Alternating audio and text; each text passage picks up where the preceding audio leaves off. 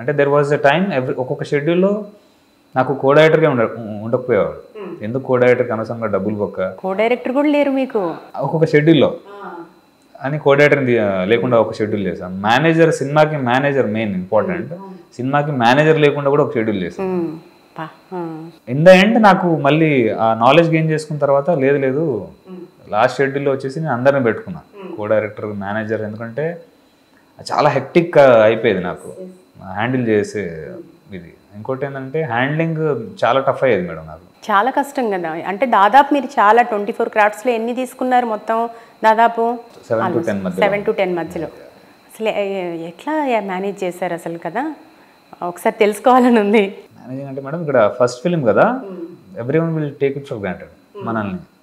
ఈడేం cinema, ఈడేం చేస్తాడు, ఎవరికి potential అది ఎండ్ సినిమా రెడీ అయ్యే టైంకి కానీ ఒక క్లారిటీ ఉండదు.